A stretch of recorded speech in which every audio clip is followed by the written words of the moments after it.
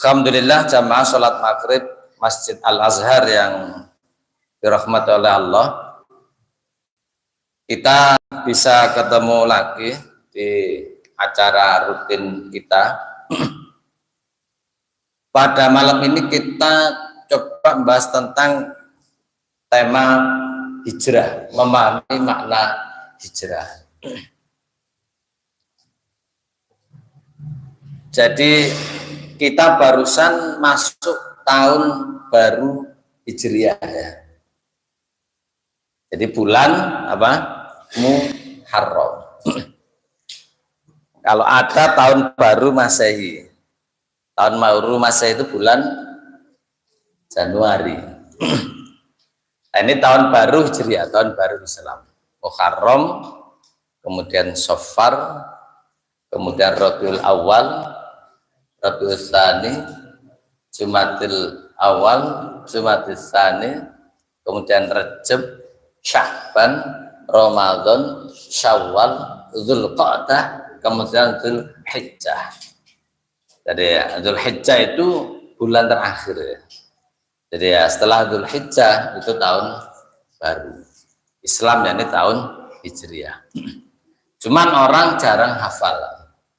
Padahal ibadah kita itu hitungannya tahun Hijriah, bukan tahun Masehi.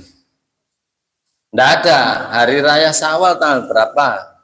Jadi ya mesti tanggal 1 Syawal. Jadi ngitungnya pasti pakai apa? Hitungan tahun baru Hijriah. Kapan ketemunya 1 Syawal itu dihitung pakai Hijriah. Jadi tapi orang jarang tahu ya, hafalnya itu nanti hari raya bulan Juni atau Juli. Padahal mestinya kita menghitung dengan hitungan tahun baru Islam. Ya, ini 1 Syawal. Kalau Idul Adha berarti 10 apa? Dzulhijjah. Idul Adha ya. Bapak Ibu jamaah sholat maghrib yang dirahmati oleh Allah, bicara tentang hijrah itu tentu kita akan diarahkan kepada sejarah Nabi, karena memang hijrah itu al-hijratu itu secara bahasa artinya apa? Pindah. Al-intiqalu mim maudhi' ila maudhi'. Jadi berpindah dari satu tempat ke tempat yang lain, itu hijrah. Jadi hijrah itu maknanya kita maknanya adalah berpindah dari satu tempat ke tempat yang lain. Dan memang kalau bicara hijrah mesti kita akan teringat dengan perjalanan dakwah Nabi menyampaikan Islam dari awal sampai akhir. Jadi makanya kan ada syair apa? Al-hijratu rikhlatu hatina, kan gitu ya. Jadi bahwa hijrah itu adalah rikhlatu hatina, perjalanan dari sang pemberi petunjuk kami. Maksudnya Rasulullah. Hamalal islama lana dina. Jadi beliau membawa kepada kita Islam sebagai sebuah agama. Jadi memang kalau bicara hijrah itu pasti akan diingatkan terkait dengan perjalanan dakwah Nabi. Al-aslu begitu memang, karena al-hijrah itu memang artinya adalah perpindahan, perjalanan atau perpindahan dari satu tempat ke tempat lain.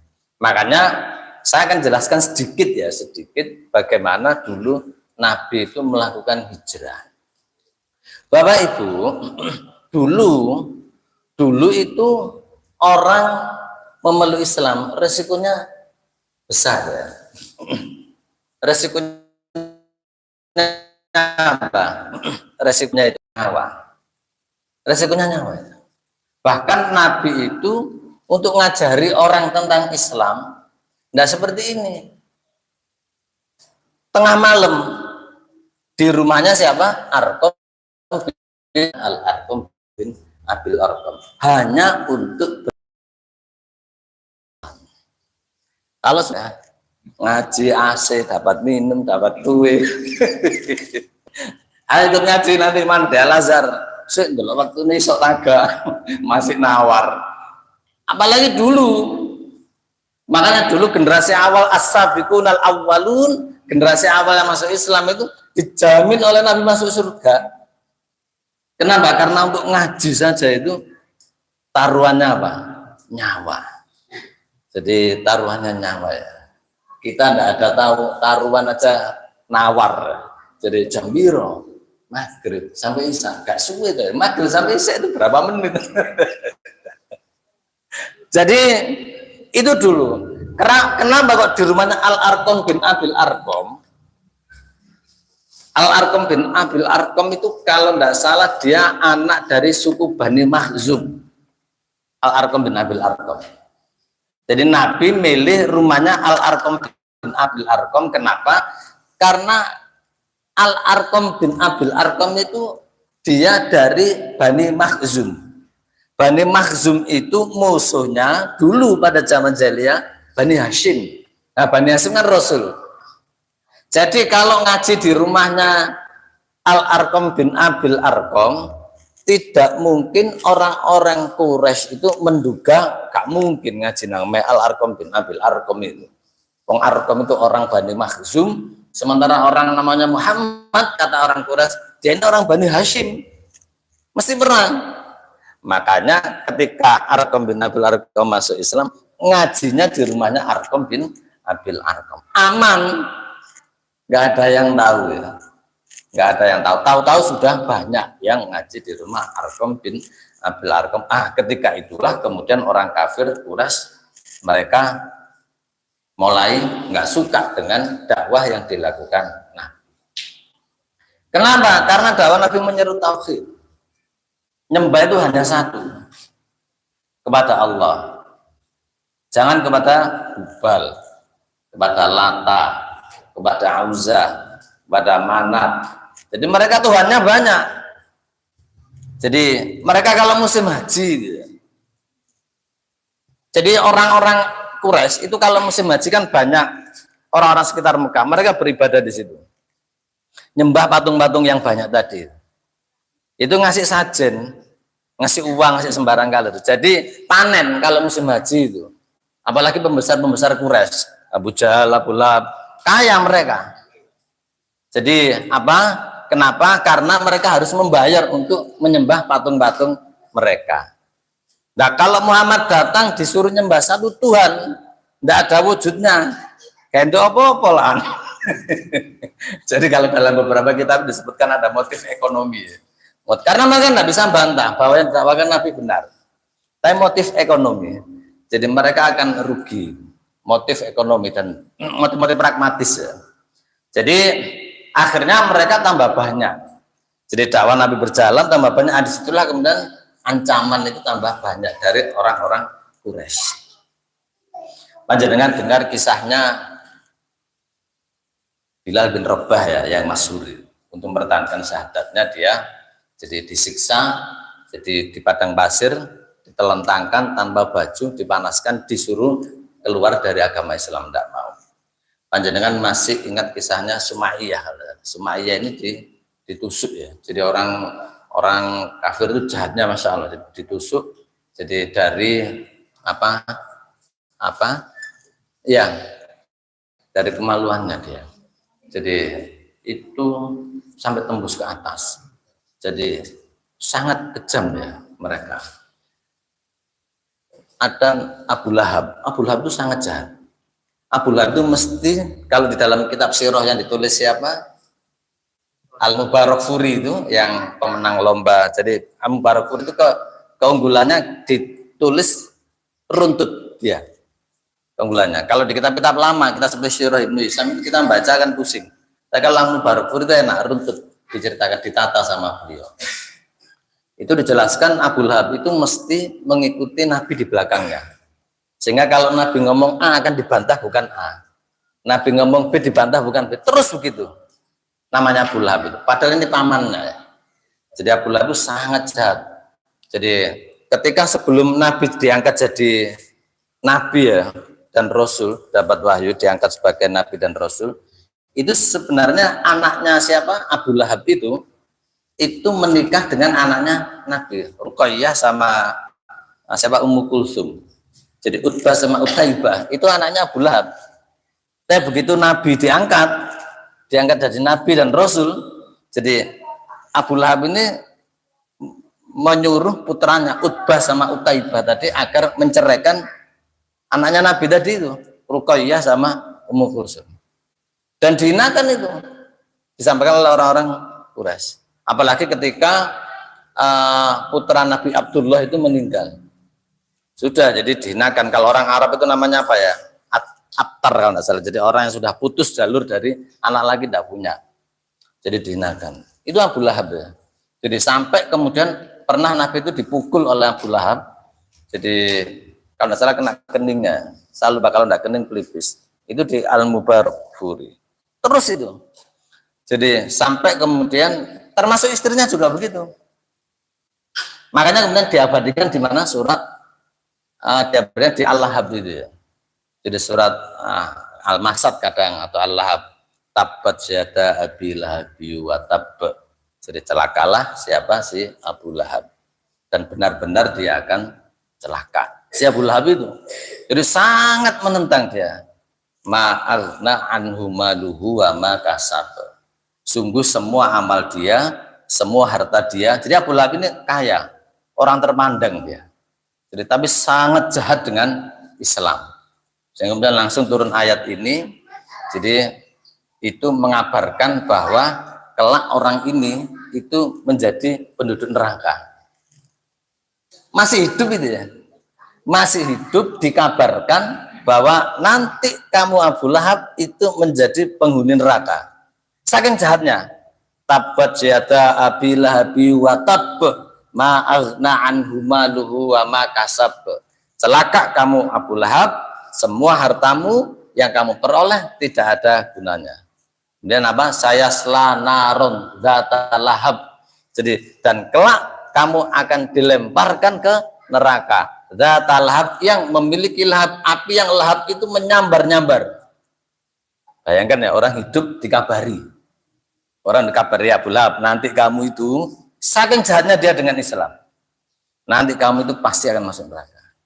Jadi saya selana ronda talabiu wam ro'atu. Demikian pula istrinya. Istrinya juga masuk neraka. Hammalatal hatab.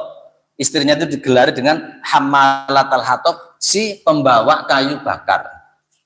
Kenapa? Karena istrinya itu hammalatal hatab itu pembawa kayu bakar, orang yang suka ngompori. Jadi dia itu tidak mengucapkan tentang Nabi, tentang orang Islam kecuali mesti fitnah, kecuali bohong, kecuali apa propaganda jahat. Terus begitu. Yang namanya istrinya Abu Lahab. Istrinya Abu Lahab itu namanya Ummu Jamil. Karena saking cantiknya ya, mau digelari oleh orang-orang Quraisy itu Ummu Jamil. Apa Miss Universe kalau sekarang. Tapi oleh Allah dihinakan si Ummu Jamil ini. Jadi hammalatal hatab. Jadi dia itu si pembawa kayu bakar itu nanti juga masuk api neraka dia. Neraka dengan dzata lahab yang apinya menyambar-nyambar. Bapak Ibu, makanya kalau lihat orang jangan sekedar wajahnya ya. Jadi kata Nabi kan innallaha la yanzuru ila jasam wala ila suwarikum. Jangan Allah tidak melihat orang itu dari wajah dan fisiknya. Walakin yanzuru ila a'malikum wa qulubikum, tetapi hati dan amalnya. Saya pernah ada dulu dosen ya. Dia ketemu perempuan cantik. Ternyata ketika sudah ngomong kaget. Jadi ternyata begitu ya, dia itu cantik tapi kalau sudah ngomong Masya Allah menyakitkan sekali, didengar itu tidak enak. Jadi kalau sudah gitu, orang itu suka dengan orang itu bukan karena wajahnya. Nah, kalau sudah ngomong, tahu sikapnya, tahu akhlaknya, dia pasti tidak suka meskipun dia cantik. Jadi kalau sudah begitu itu melambangkan isi otaknya. Jadi dia cantik tapi isi otaknya kotor sehingga yang keluar juga begitu. Makanya jangan tertipu dengan penampilan fisik ya. Jadi hati-hati ya, dilihat aja amal keseharian. Jadi ya amal keseharian ya, jangan yang lain. Oke, jadi itu jahat sekali orang-orang kafir Quraisy. Akhirnya kemudian diputuskan untuk pindah. Nabi begini ke sahabat-sahabat itu, lau kharajatum ila ardil habasyah fa inna malikuha la yatlumu ahadun. Kalian lebih baik aja pindah ke Habasyah. Habasyah ini daerah Afrika, Ethiopia kalau sekarang. Kenapa? Fa inna malika, di sana ada raja la yatlumu ahadun. Dia bukan orang yang zalim. Pindah ke sana aja. Rajanya Kristen. Rajanya Kristen. Raja Najasyi. Jadi akhirnya berangkatlah beberapa orang sahabat itu, kalau nggak salah cuma 14 waktu itu, berangkat ke Najasyi. Kenapa?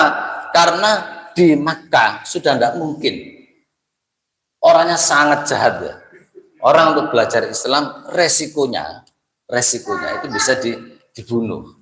Akhirnya kemudian Nabi menyarankan agar berangkat pindah ke Habasyah. Habasyah itu daerah Afrika. Kalau sekarang itu Ethiopia. Jadi rajanya Raja Najasyi, dia Nasrani, tetapi dia tidak zalim, baik sama warganya dia. Akhirnya datang ke sana. 14 orang. Jadi kalau tidak salah 15 orang, 11 laki, 4 perempuan. Datang ke sana, kemudian disambut Raja Habasyah. Setelah 3 bulan, sebagian kembali karena dapat kabar katanya, jadi sebagian orang Quraisy sudah masuk Islam. Nah, setelah kembali ternyata salah perkiraan mereka. Jadi ternyata orang kafir Quraisy jahat, masih seperti yang dulu. Jadi mereka kan rindu ya, sudah 3 bulan akhirnya mereka rindu kepingin balik. Setelah balik ternyata tambah jem si orang kafir Quraisy. Akhirnya kemudian semua sahabat disuruh berangkat lagi ke Habasyah tadi, ke Ethiopia untuk pindah ke sana. Ada 8, jadi beragam ya. Jadi ada 83 yang meriwayatkan, sekitar 70-80 jadi yang berangkat ke sana. Jadi zaman dulu kan belum ada WA, SMS belum ada ya. Jadi dari Habasyah ke mana? Ke Makkah itu sekitar 80 kiloan kalau tidak salah. Kalau tidak salah. Jadi tapi tidak mungkin ya. Lebih kalau di Ethiopia. Jadi akhirnya semua pindah, 80 orang sahabat pindah ke sana. Pindah ke sana. Ternyata sampai di sana karena rajanya baik, kan dilindungi dia. Nah, orang-orang Quraisy itu ngirim utusan. Ada 2 orang yang diutus. Amr bin As sama jadi Umar bin Walid. Kamu berangkat ke Habasyah. Itu orang-orang pengikutnya Muhammad itu pergi ke sana. Akhirnya sudah utusan Quraisy berangkat nyusul ke Ethiopia tadi ya, ke Habasyah. Jadi ke sana, sampai di sana dia menjelek-jelekan kaum muslimin. Kamu jangan melindungi orang-orang bodoh ini. Jangan kau lindungi mereka. Berikan mereka kepada kami. Kemudian jadi mereka namanya ingin mendapatkan hatinya Raja Najasyi, mereka bawa hadiah buahnya. Diberikan Raja Najasyi dengan menundukkan badan mereka. Kemudian kaum muslimin dipanggil yang dari Mekah. Raja Najasyi ini karena orangnya baik, begitu dapat kabar dari utusan Quraisy, tidak langsung percaya. Dipanggil dulu, diklarifikasi. Jadi ini ada ibrah bagus ya. Makanya kita dibiasakan kalau kita tuh orang Islam itu tidak boleh langsung percaya, harus ada namanya klarifikasi. Jadi tabayun itu harus dibiasakan udah. Tidak boleh ya kalau katanya ini begini-begini terus langsung di full up, tidak boleh. Harus diklarifikasi. Jadi cuman kadang nun sewu orang Jawa itu tidak begitu karakternya. Lewis tidak cocok itu. Jadi jangan ngomong ya. Ketemu aja sudah melerok. singkur-singkuran gini. Itu orang Jawa. Tetapi mestinya kalau menurut Islam ya duduk ngomong bareng. Sebagaimana ini, akhirnya Raja Najasyi manggil, coba panggil itu, dipanggil. Kemudian dia kaget. Kalau orang-orang Quraisy tadi kan membungkukkan badannya. Kemudian tanya, kamu kok enggak membungkukkan badanmu kepada raja? Dia bilang, kami diutus, kami di keyakinan kami disuruh menunduk, membungkuk hanya kepada Tuhan kami. Kami hanya menyembah satu Tuhan, yakni Allah Subhanahu wa Ta'ala. Dari situlah kemudian jadi ini penasaran. Sampai kemudian disampaikan tentang, jadi dia ditanya, apa yang ditanya? Begini, apa yang membuktikan bahwa Muhammad adalah seorang nabi? Tanda apa yang bisa kamu tunjukkan kepada kami? Akhirnya kalau tidak salah waktu itu dibacakan surat An-Najm apa? Pokoknya terkait dengan kelahiran Nabi Isa. Disampaikan surat Maryam, ya, surat Maryam. Begitu disampaikan, dibacakan, nangis ini si Raja Najasyi. Dia nangis. Dia bilang, demi Allah yang disampaikan, dia ngambil tongkat, dan ditunjuk, demi Allah yang disampaikan ini, orang-orang muhajir yang pindah dari Mekah ke sini ini, itu sama persis yang disampaikan Nabi Isa. Tidak melebihi atau mengurangi sedikit pun. Sebagaimana tongkat ini panjangnya, sama persis. Kemudian dia bilang, wallahi asyhadu alla ilaha illallah, masuk Islam Raja Najasyi. Kemudian jadi dia bilang, kalian tetap di sini kepada pengikut Rasulullah tadi, kalian tetap di sini, kalian akan aman. Wahai kamu orang-orang Quraisy, silakan pulang. Jadi akhirnya pulang ini utusan Quraisy. Jadi itu hijrah yang pertama, hijrah yang pertama. Nah, hijrah yang kedua itu ke Madinah itu juga begitu sama. Jadi karena tidak berhenti ya. Mereka tidak berhenti terus menyiksa, jadi akhirnya sampai diboikot ya. Boikot itu ya seperti sekarang gitu. Jadi tidak boleh ada kiriman makanan masuk, tidak boleh bisa keluar, diboikot mereka. Akhirnya mereka memutuskan hijrah secara sembunyi-sembunyi, karena kalau ketahuan sama, mereka akan dibunuh oleh orang kafir. Yang berangkat ke Madinah secara terang-terangan hanya siapa? Umar bin Khattab. Saya baca dalam kitab Hayatus Sahabat itu Umar bin Khattab berangkat sendirian. Dia itu lewat Ka'bah itu. Ka'bah itu kan pusat keramnya. Dia bilang, wahai orang kafir Quraisy, barang siapa yang ingin istrinya menjadi janda, anaknya ingin menjadi yatim, silakan hadang saya. Saya mau berangkat ke jadi Madinatul Munawwarah ke Yastrib. Itu Umar ya. Umar kan beda orangnya. Yang lain sembunyi-sembunyi kecuali si Umar bin Khattab. Tidak ada yang berani sama Umar bin Khattab. Berangkatlah ke Madinah. Nah, di Madinah lah nanti jadi ada sambutan yang bagus dari suku Aus dan Khazraj. Suku Aus dan Khazraj itu siapa? Suku Aus dan Khazraj sebenarnya dia dari Yaman ya. Dia pindah ke Madinah ketika bendungan besar Mi'rab kalau nggak salah namanya di Yaman itu jebol. Akhirnya dia pindah ke mana? Ke Madinah. Nah, suku Aus dan Khazraj inilah yang kemudian menerima dakwah Islam itu dan melakukan baiat kepada Nabi di baiat Aqabah yang kedua itu. Melakukan baiat. Apa baiatnya? Kami akan masuk Islam. Kami tidak bermaksud kepada engkau dan kami akan membela engkau jika ada orang yang menyakiti engkau. Nah, dari situlah kemudian Islam berkembang. Nah, itulah hijrah. Jadi apa? Perjalanan Nabi di dalam menyampaikan Islam, di dakwah apa? Menyampaikan dakwah Islam. Itu hijrah. Jadi Bapak Ibu, dulu Islam itu yakin aja kita memeluk itu resikonya besar. Tidak sebagaimana besar. Apa yang bisa kita ambil? Satu ya. Orang belajar Islam itu ukurannya bukan diterima atau ditolak masyarakat. Enggak. Kalau masyarakat enggak suka, oh berarti ini salah. Enggak. Ukurannya apa? Ya yang disampaikan Nabi ada di Quran atau di Sunnah atau enggak. Kalau enggak ada ya kita buang. Tapi kalau ada ya kita harus ambil. Penolakan sebagian orang itu bukan tanda bahwa ini salah. Enggak ada begitu. Kalau penolakan masyarakat dijadikan tanda bahwa itu salah, maka yang pertama kali salah siapa? Ya Nabi. Oh Nabi itu pertama di Mekah itu ditolak semua, diancam, dibunuh, disakiti, disiksa. Kalau ditolak masyarakat itu jadi ukuran benar tidaknya sebuah ajaran, maka jadi itu ya Nabi yang salah pertama. Terus apa ukurannya? Ya ukuran itu ada Quran, ada Sunnah. Itu yang kita pakai. Bagaimana memahami Quran Sunnah? Kita tidak bisa, makanya lihat buku fikih. Di buku-buku fikih itu sudah ada. Kita mau memahami sendiri, pojok-pojok Quran tidak hafal, memahami sendiri tidak bisa, bisa salah. Kita lihat buku fikih, kalau ulama-ulama kita, disitulah kita akan ngerti hukum tentang Islam. Itu satu ya. Sehingga kalau kita bicara hijrah, yang makna asalnya itu kan pindah dari satu tempat ke tempat yang lain. Jadi itu para ulama menjelaskan bahwa hijrah itu tidak sekedar begitu. Secara syar'i hijrah itu pindah. Ada definisi yang bagus yang disampaikan oleh Imam As-Sun'ani kalau nggak salah ya, tentang hijrah. Bahwa hijrah itu adalah, sebentar saya.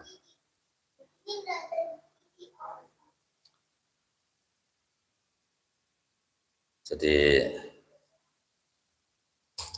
Nailul Autor ya, Imam Asy-Syaukani, atau di Subulus Salam. Subulus Salam ini kalau nggak salah syarahnya Bulughul Maram, ya, terus Ibnu Hajar itu al-khuruj min daril harbi ila daril Islam, berpindah dari darul kufur ke darul Islam. Atau saya tertarik definisinya ini ya. Jadi kalau kita lihat sebentar, sama ini ya. Jadi kenapa para ulama menjelaskan begitu? Iya, karena hijrah itu kan pindah, tapi tidak sekedar pindah. Pindah dari satu kondisi ke kondisi yang lain karena meninggalkan sesuatu yang buruk, itu hijrah.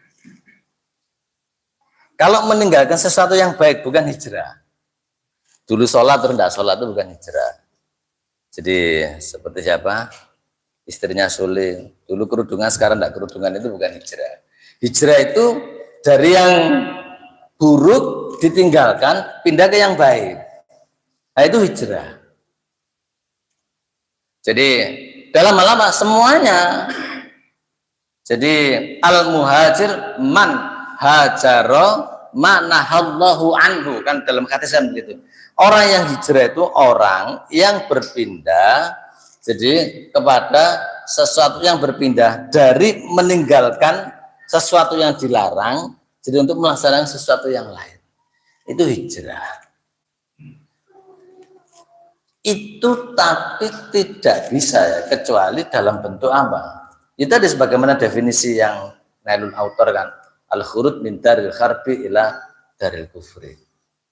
Kecuali memang dalam bentuk masyarakat yang semua kehidupannya itu diatur dengan Islam. Coba misalkan begini nih ya Bapak Ibu. Kalau jenengan aturan Islam ini kan sebuah aturan ya, aturan, konsep aturan. Kalau jenengan terkait dengan sholat, zakat, puasa, jenengan bisa. Tapi ada aturan-aturan di Islam yang kita tidak bisa melaksanakan. Contoh, jenengan baca tentang ayat wa halallahu al-bai'a wa harrama riba. Ya kan? Allah menghalalkan jual beli dan mengharamkan riba. Kita yakin. Ini benar-benar yakin. Bisa dilaksanakan? Tidak bisa kita. Tidak bisa. Kita yakin sholat itu wajib. Tetapi bagaimana kalau ada yang tidak melaksanakan sholat? Tidak bisa gitu. Jadi kenapa sebuah aturan ya, aturan itu kalau tidak ada yang menjamin aturan itu dilaksanakan, aturan itu jadi tidak ada gunanya. Contoh di sekolah misalkan, atau kalau di sekolah janganlah ya, kan rata-rata sudah tidak sekolah ini. Undang-undang lalu lintas, misalkan wajib pakai apa? Bukan kopiah ya, helm. Wajib pakai helm kalau keluar di jalan raya. Siapa yang menjamin ini dilaksanakan? Kalau jenengan keluar kemudian tidak ditilang, atau pasti ditilang kalau tidak pakai. Siapa yang menjamin? Polisi kan. Makanya polisi disebut aparat penegak hukum. Kalau ada orang yang tidak menaati hukum lalu lintas, maka ditilang oleh polisi. Seandainya nggak ada polisi, gimana undang-undang ini? Jalan nggak? Kan nggak jalan kan? Coba jenengan mau ke SMA 4 sini. Kalau mentaka jamnya ini biasanya polisi ini belum keluar. Nggak jalan. Tapi kalau ada polisi di perempatan situ Masjid Jenderal Sudirman pakai kita. Jadi undang-undang itu aturan itu akan punya pengaruh kapan kalau ada pihak yang menjamin aturan itu dilakukan. Sekarang ada lagi perda, misalkan larangan jualan di trotoar. Kalau ada orang nekat jualan di trotoar, biasanya yang ngobrak siapa? Satpol PP. Jadi yang menjamin aturan perda, peraturan daerah berlaku itu siapa? Satpol PP. Jadi semua aturan itu akan berpengaruh kapan kalau ada yang menjamin aturan itu. Sekarang sholat 5 waktu itu wajib enggak? Wajib. Kalau ada orang enggak sholat, siapa yang ini? Enggak ada. Padahal kalau kita buka fikih ada itu. Kalau orang enggak sholat itu ada sanksinya. Ada sanksinya dia. Jadi ada yang bicara dicambuk. Jadi ada sanksi apa memberi sanksi?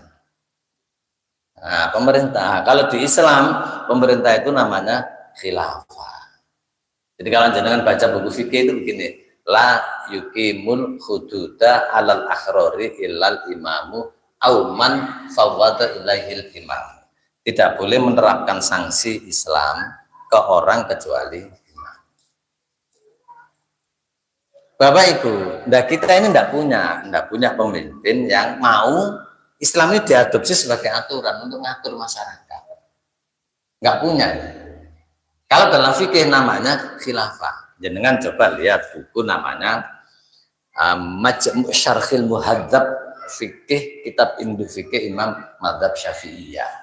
Di sana dijelaskan begitu. Atau Raudhatut Thalibin sama dijelaskan begitu. Bahkan itu mujma' alaih, tidak ada ikhtilaf.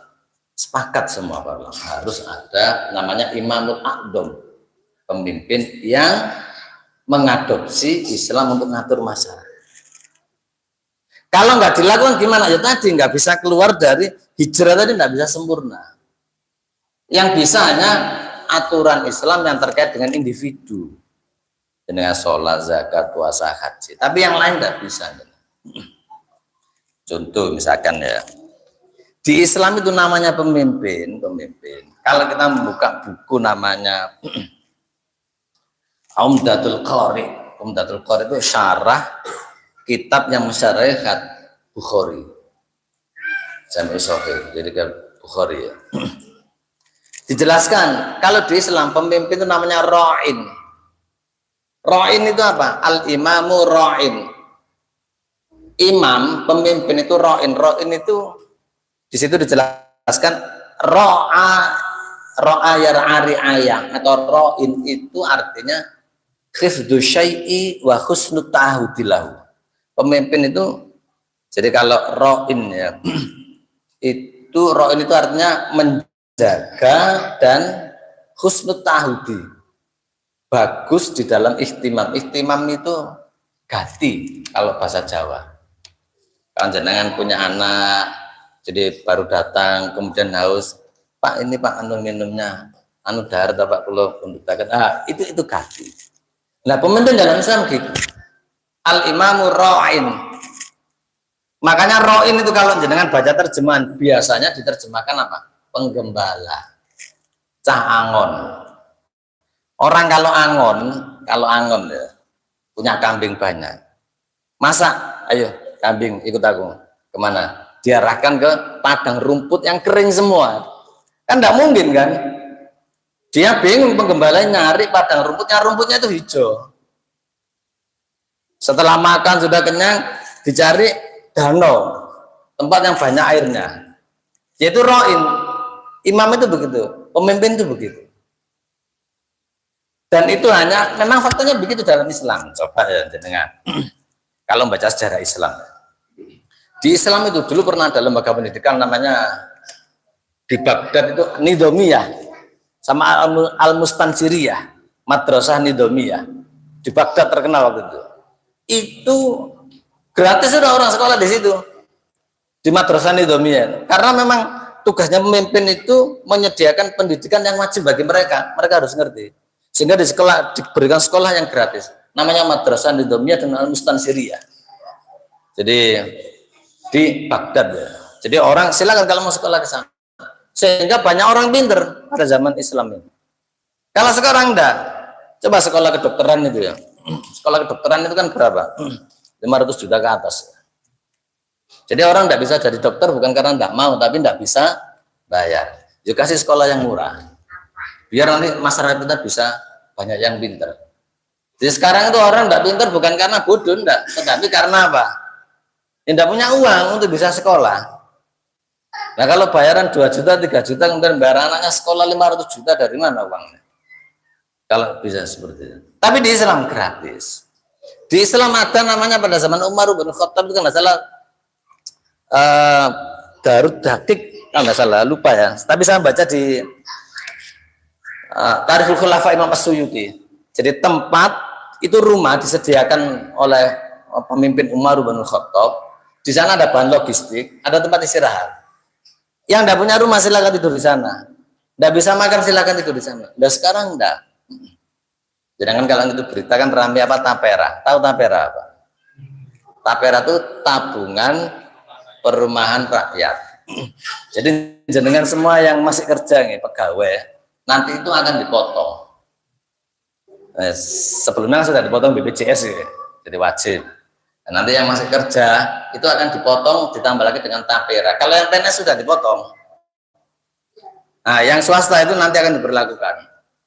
Kemarin mau diberlakukan tapi ditunda karena banyak penolakan. Apa tapera? Tabungan perumahan rakyat. Jadi orang dipotong itu 3%. Jadi kalau gajinya 3 juta itu berarti dipotong per bulan 90.000 per bulan ya. Itu belum potongan BPJS. Kalau gaji karyawan itu kan ada BPJS, ada pajak. Jadi BPJS itu kan nanti ada apa? BPJS kesehatan, ada BPJS apa? Ketenagaan itu loh, yang untuk pensiun, kemudian untuk kesehatan itu ada. Nah, kemudian belum pajaknya. Pajak gaji itu kan ada sendiri. Nah, kemudian nanti ini ada tapera, tabungan perumahan rakyat dipotong 3%.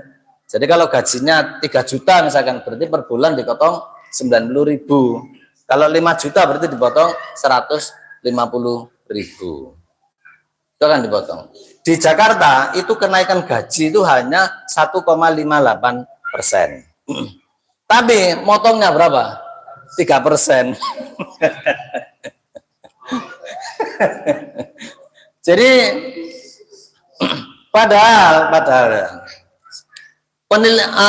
temuan BPK itu menemukan, jadi dari ada 124.000 PNS yang tabungannya sudah diserahkan ke BP Tapera, Badan Pengelola Tapera, pelaksana pengelola Tapera. Jadi nah 124.000 itu mereka padahal sudah banyak yang pensiun, bahkan sebagian meninggal, tapi belum diserahkan kepada yang punya. Kan itu tabungan kan, belum diserahkan. Fatalnya mereka masih tertera sebagai nasabah aktif. Jadi pensiunnya masih dipotong. Kalau 3 juta ya 90. Jadi total berapa? Total itu ada 567 miliar yang belum diserahkan ke PNS yang sudah pensiun tadi. Padahal ditarik per bulan. Nah, fatalnya kan sudah meninggal tapi masih anggota BP Tapera. Itu temuan BPK. Kemudian saya melihat karena salah di Metro ini ya. Fitra itu LSM yang fokus ke transparansi penggunaan anggaran negara untuk kebutuhan publik. Yang ditemukan oleh BPK itu benar, tapi itu hanya temuan pada 7 daerah sampling. Seluruh Indonesia berapa? Ada 5 juta. Jadi tabungan PNS yang sudah diserahkan ke BP Tapera. Nah, dari 5 juta itu ada 1,2 juta yang sudah pensiun, tapi belum diberikan. Sudah pensiun tapi belum diberikan. Jadi berapa totalnya? Total kalau 5 juta PNS itu ada 11 triliun. Itu uang masyarakat dipotong paksa untuk tabungan perumahan rakyat. Lagi itu masih kurang. Ini kalau PNS kurang, swasta sudah semua akan ditarik. Itu undang-undangnya sudah keluar. Jadi sekarang itu hanya pembatalan, penundaan pemberlakuan, bukan pembatalan. Ya, rencananya semua kena tarik namanya Tapera itu. Padahal itu belum jelas juga. Misalkan ya, kalau di kalau yang perumahan rakyat itu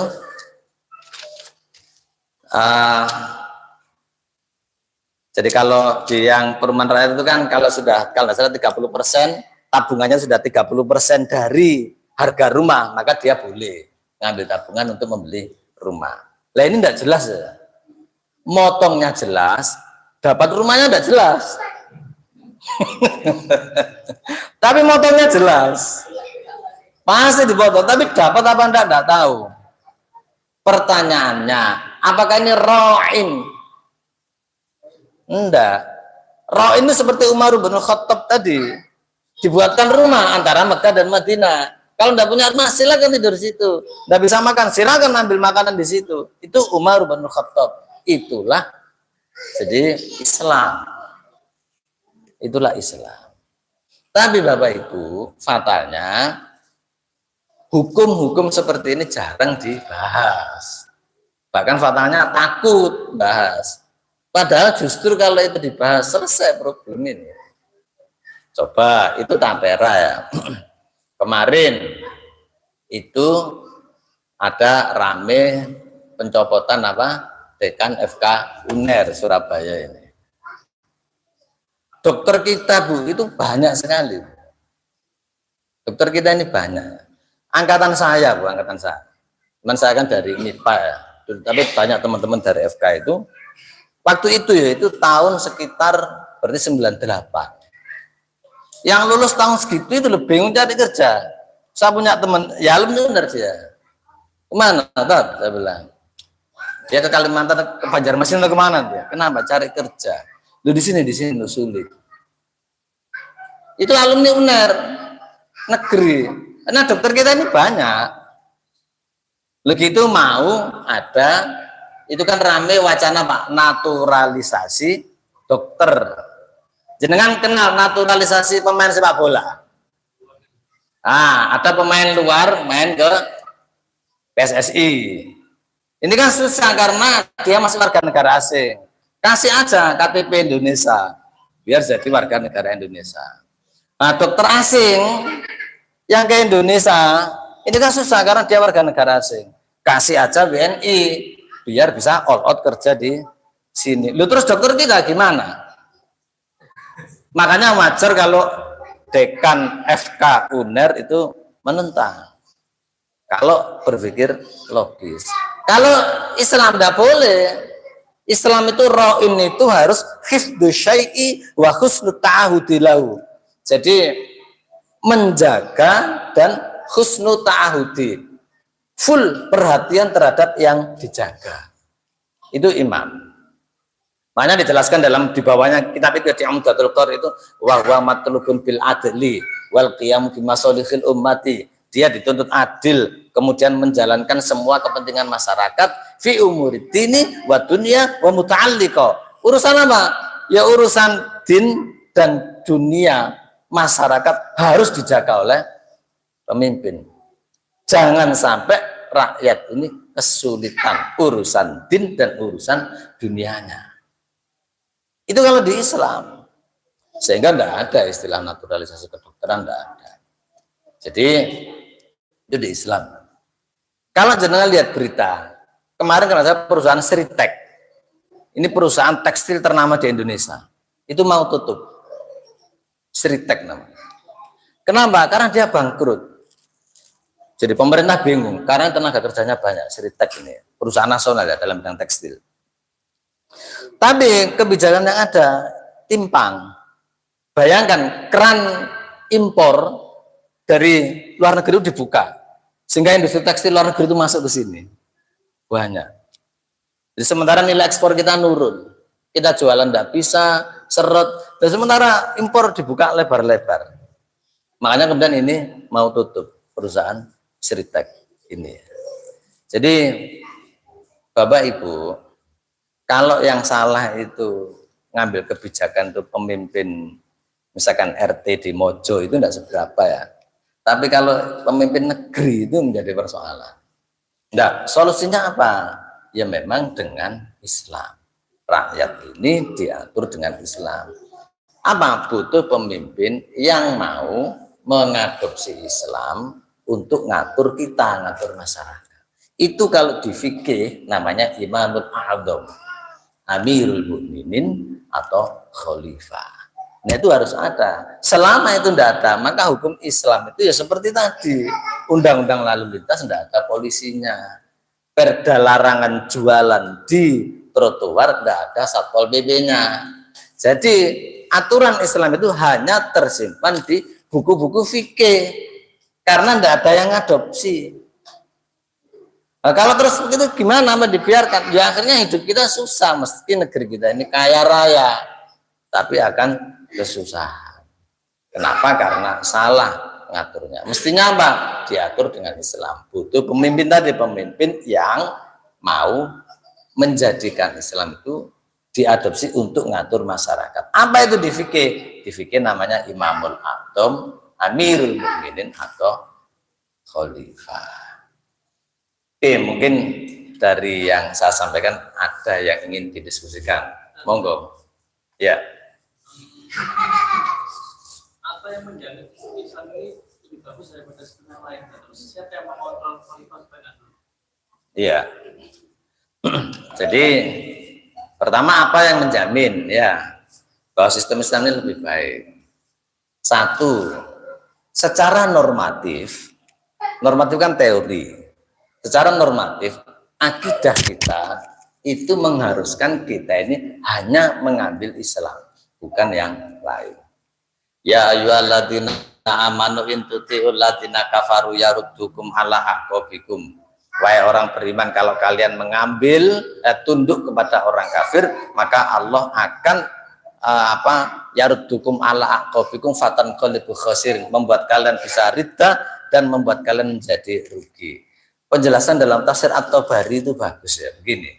Wahai orang beriman, kalau kalian tunduk kepada orang kafir, tunduk dalam hal apa? Di situ jelaskan, fima ya'murunakum wa fima yanhaunakum anhu, pada perkara yang mereka perintah dan mereka larang, yang diperintahkan oleh orang kafir. Kalian ikut pada mereka perkara yang mereka rekomendasikan, mereka sarankan, mereka warning, kalian ikut. Di warning hati-hati dengan gerakan yang bicara tentang Islam politik misalnya. Kalian ikut, maka yaruddukum ala aqabikum. Jadi terusannya tafsirnya begini, kalian ikut kepada orang kafir, kemudian fataqabbalu ra'yahum, kalian menerima pendapat mereka, gagasan mereka, concern mereka, wa tantasikuhum fima yazumuna annahum lakum fi nasihuna.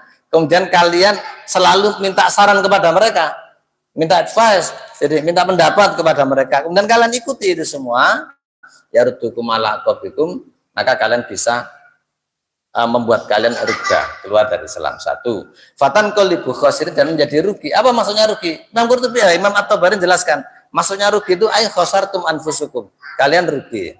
Yang kedua, ay wa dhalaltum an dinikum, kalian akan semakin jauh dari agama kalian. Kemudian wa dhahabat dunyakum wa akhiratukum, urusan dunia dan akhirat kalian lenyap. Jadi Imam At-Tabari jelaskan fatan qalibu khosirin, waktunya khosirin apa? Halikina, binasa. Maksudnya apa? Satu, khosartum anfusukum, kita rugi. Kedua, dhalaltum an dinikum, akan jauh dari Islam. Yang ketiga, wa dhahabat dunyakum wa akhiratukum, akan lenyap dunia dan akhirat kita. Itu secara normatif. Ayat itu menjelaskan bahwa mengambil konsep yang datang dari orang asing itu tidak boleh terkait mengatur kehidupan. Demokrasi itu kan kalau di literatur apapun bukan dari Islam, tidak boleh diambil. Itu secara normatif ya. Akidah kita mengharuskan hanya milik Islam. Yang kedua, secara historis, sejarah. Di dalam lintasan sejarah peradaban manusia, tidak ada satu peradaban pun yang melebihi hebatnya peradaban Islam. Tidak ada. Bayangkan pada zaman Khalifah Umar bin Abdul Aziz itu bingung, cari mustahik, orang yang berhak menerima zakat, bingung.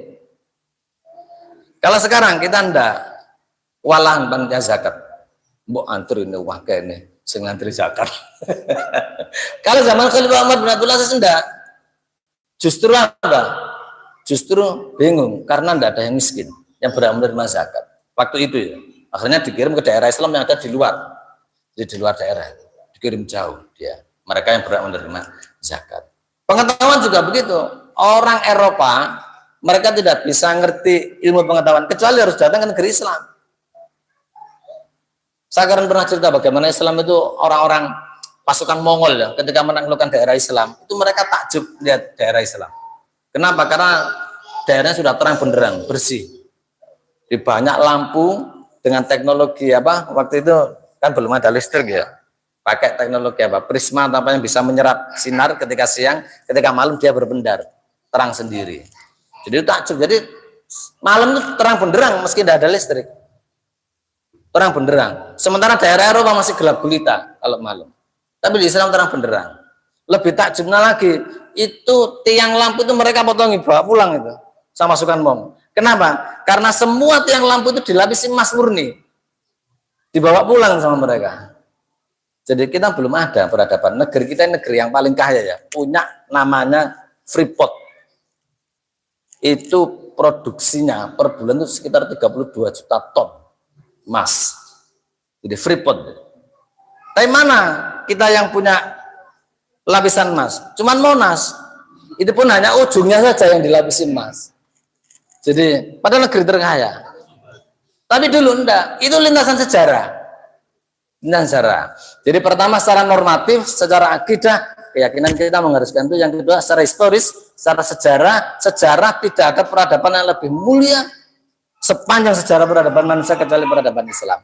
Yang ketiga secara empiris artinya dibandingkan.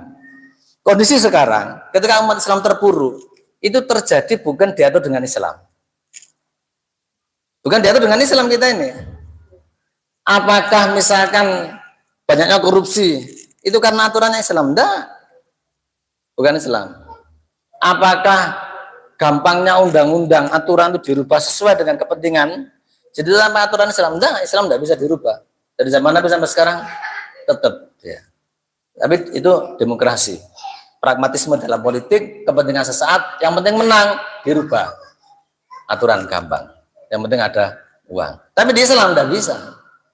Di Islam enggak bisa. Nah, jadi apa? Fakta secara normatif, secara sejarah, historis, secara empiris dibandingkan itu mengharuskan bahwa tidak ada pilihan lain kecuali Islam. Itu ya. Kemudian yang kedua, bagaimana kalau khalifah ini apa? Mendolimi. Satu ya kita harus ingat. Pilar pelaksana Islam itu, jadi satu harus orang-orang bertakwa. Orang-orang yang bertakwa. Pemegang amanah kekuasaan harus orang bertakwa. Kalau di kita enggak, kita itu ya, kalau jenengan cari kerja itu butuh SKCK, surat kedudukan baik. Sekarang jadi DPR mantan narapidana itu bisa. Jadi DPR, jadi ini pejabat negara yang tidak perlu. Apakah dia pernah di pengadilan? Pernah, tidak ada masalah. Tapi kita cari kerja loh, disuruh ngurus SKCK. Kalau di Islam tidak bisa. Bertakwa menjadi syarat utama. Yang kedua sistem kedaulatan itu jadi di tangan syariah, jadi di tangan syariat. Artinya bukan di tangan, kalau sekarang di tangan penguasa, di tangan rakyat katanya, tapi enggak, bukan rakyat, tapi siapa? Pemilik kapital, pemilik modal. Jadi pemilik modal itu dia ya oligarki, orang tertentu dia. Pemilik modal dan penguasa ini bersekongkol. Jadi untuk membuat, jadi kan begini, gampangannya apa? Kamu pun jadi apa? Bupati saya, butuh biaya berapa? Saya butuh 600 miliar. Oke, saya kasih 600 miliar. Apa alasannya? Saya butuh undang-undang agar pabrik saya bisa berdiri. Oke, saya buatkan nanti. Kasih 600 miliar. Nanti undang-undang saya buatkan. Selesai sudah. Jadi ada transaksi di sana. Ada transaksi. Dan itu jamak sudah. Jadi kan bisa ngikuti apa wawancara di YouTube Bambang Pacul itu ya. Bagaimana transaksi para Korea itu dengan ini. Semuanya di sana. Jadi sistem yang dibangun. Yang ketiga, di Islam ada Mahkamatul Madzulim yang mengurusi ketika ada permasalahan antara rakyat dan penguasa. Jadi itu ya di dalam Islam ada kontrolnya. Kenapa? Karena kedaulatan bukan di tangan rakyat. Hukum tertinggi adalah syariat. Asyhadu syar'i. Mungkin itu, jadi nanti semoga di waktu yang lain kalau ada kesempatan bisa kita bahas lebih detail. Billahi taufiq wal hidayah. Assalamualaikum warahmatullahi wabarakatuh.